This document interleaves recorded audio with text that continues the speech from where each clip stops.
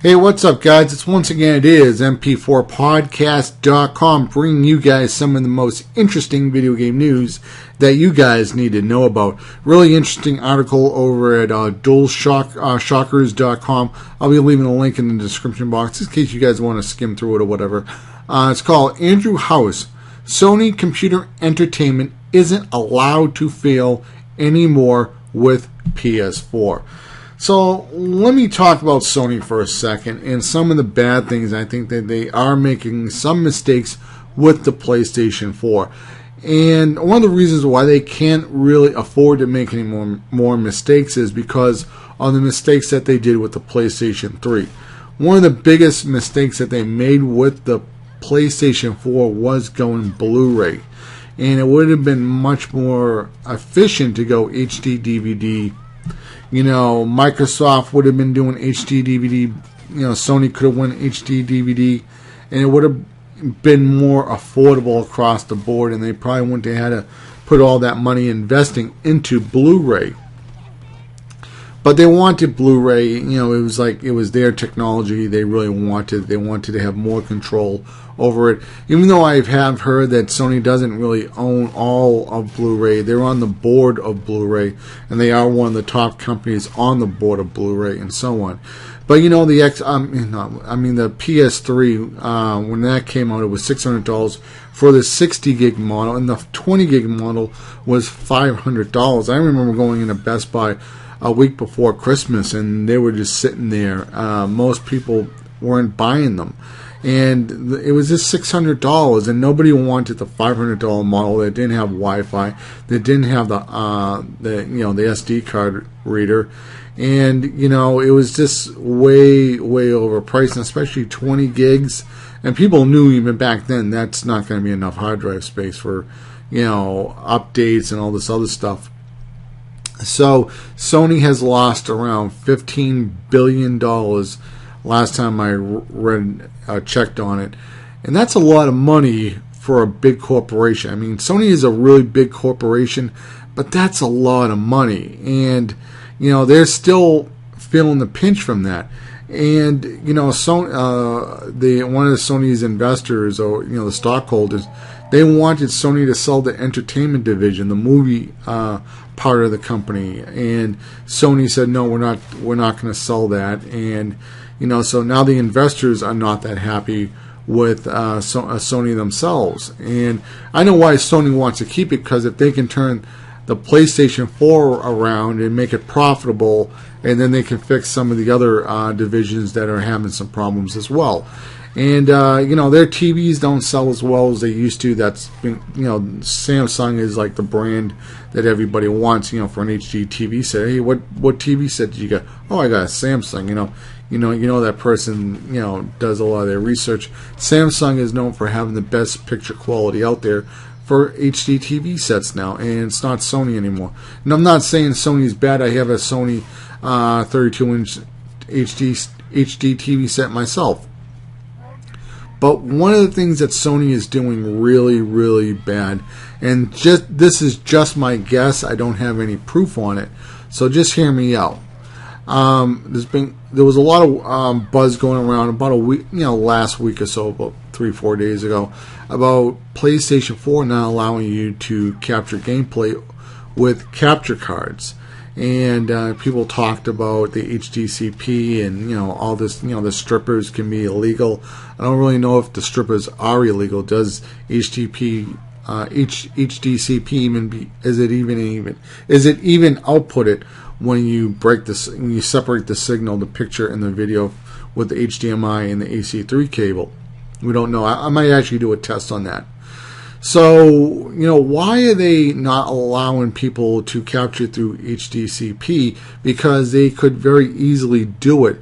And remember, Microsoft is not on the board of Blu-ray at all. But they found a way to disable HDCP. It is one of two ways. One, they're just going to pay the fine for the Xbox One. Maybe it's $100,000 a day or a week, and Microsoft's like, we'll pay it anyway. Big deal. We'd rather have that feature because it's free advertising from Microsoft games and the Microsoft brand itself. And then one of the reasons why I heard heard, or one of the theories that people are saying that HDCP is disabled on the Xbox One is because you're going to be able to play the games from the hard drive.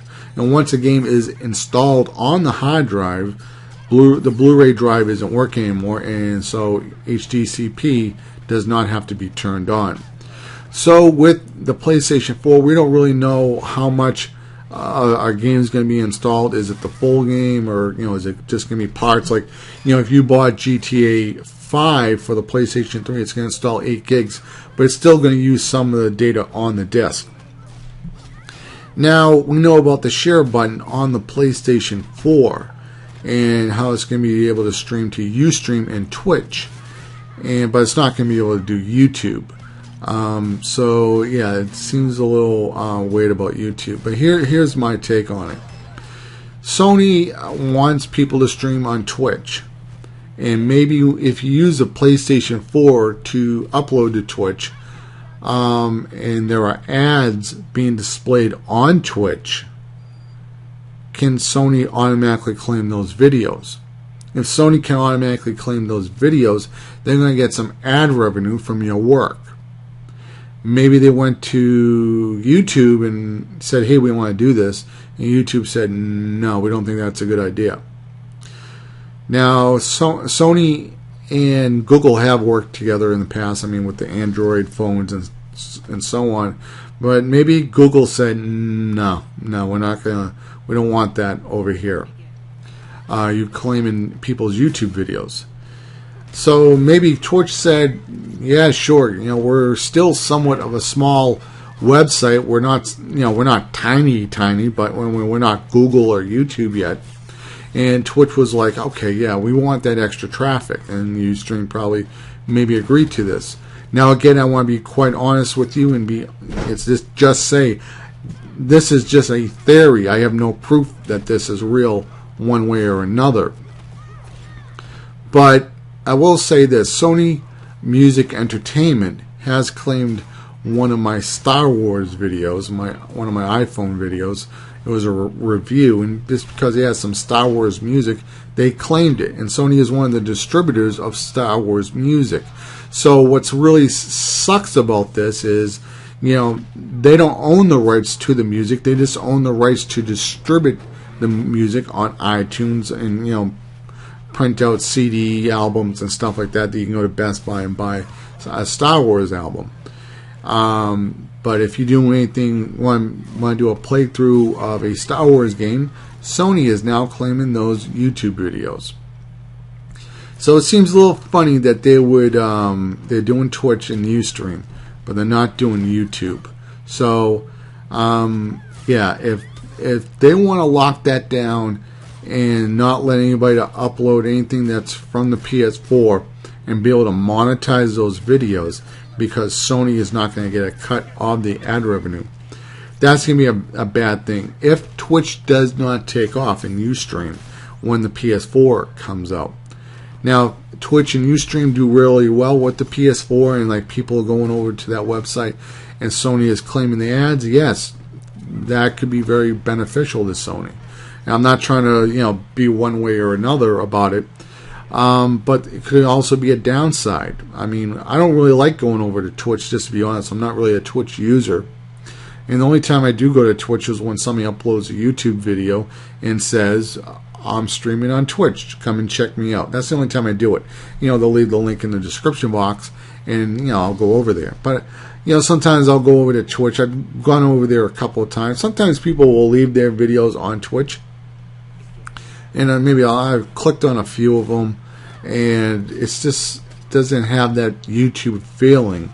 It's kind of like they've recorded these videos to to be live. It's not something that's pre-thought out, or how YouTube videos, because YouTube, it doesn't matter when you do watch a video. And to take that ability away from the PlayStation 4, it seems like it may backfire, where a lot of YouTubers will go with the PlayStation, the Xbox One, and probably even the Wii U, and they'll stick with their PS3 and their Xbox 360s for some games and so on. and they'll make their YouTube content. I mean, just look at YouTube. I mean, how many big YouTubers do we have that use video game footage? PewDiePie is around 12 million. Mockpile is close to 1 million. We got Woody's Gamertag, Chris Smooth. The list goes on and on. Total Biscuit. I mean, I can name probably about 30 big YouTubers that all use gameplay footage and talk about whatever they want to talk about. Without having that PlayStation 4 footage, I don't know. Anyway, guys, let me know what you guys think in the comments below. A little bit interested in what you think about the PlayStation 4. Will it be successful? And what do you guys think about my conspiracy theory with the PS4 share button? Let me know in the comments below, guys. I'm out. This is MP4podcast.com, and you guys have yourself an awesome day. Later, guys. Bye.